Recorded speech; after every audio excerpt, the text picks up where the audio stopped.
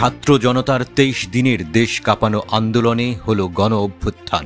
বিদায় নিল শেখ হাসিনা সরকার, সেই সাথে পতন হলো আওয়ামী লীগ দলেরও। বাংলাদেশ থেকে পালিয়ে যাওয়া সাবেক এই প্রধানমন্ত্রী আশ্রয় নিয়েছেন প্রতিবেশী দেশ ভারতে। এমন অবস্থার পর ভারতে বাংলাদেশি পর্যটকের সংখ্যাও তলানিতে।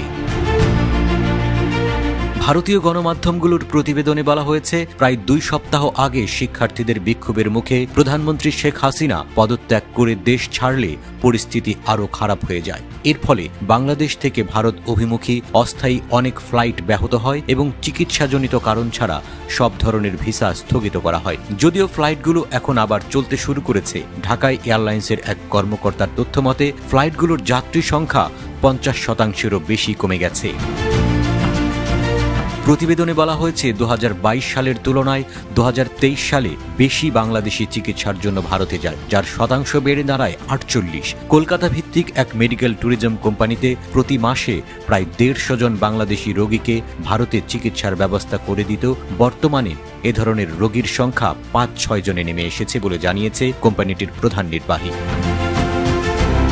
গত বছরও ভারতে যে পরিমাণ বিদেশি পর্যটক গিয়েছেন তার মধ্যে ৫০% যুক্তরাষ্ট্র, বাংলাদেশ ও যুক্তরাজ্যের। ২০২২ সালে ভারতের সফরকারী পর্যটকদের ২০% ছিল বাংলাদেশ থেকে, যা দ্বিতীয় সর্বোচ্চ।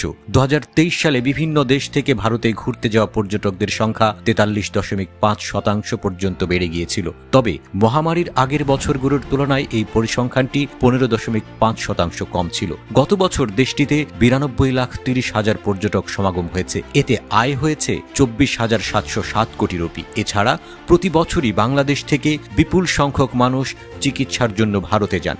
কিন্তু এবারই দেখা যাচ্ছে ভিন্ন চিত্র। তার প্রধান কারণ শেখ হাসিনার পতন।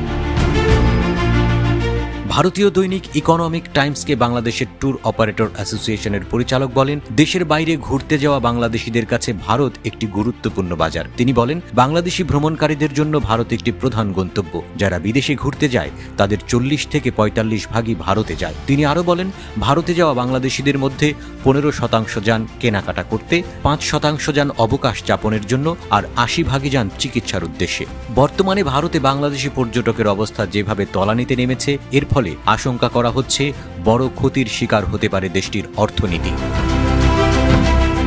সাম্প্রতিক সংকট শুরু হওয়ার পর থেকে বাংলাদেশ ও ভারতের মধ্যে যাতায়াত প্রায় বন্ধ হয়ে গেছে বলে উল্লেখ করেছে Indian association of tour operators Paschimbanga অফিসের চেয়ারম্যান দেবজিৎ দত্ত। তিনি বলেন, শুধুমাত্র প্রকৃত চিকিৎসার কারণ ছাড়া সরকার ভিসা দেওয়া বন্ধ করে দিয়েছে। পশ্চিমবঙ্গের হাসপাতালের কাছাকাছি ট্রাভেল অপারেটর, হোটেল এবং গেস্ট হাউসগুলোর ব্যবসা প্রায় ৯০% হ্রাস পেয়েছে।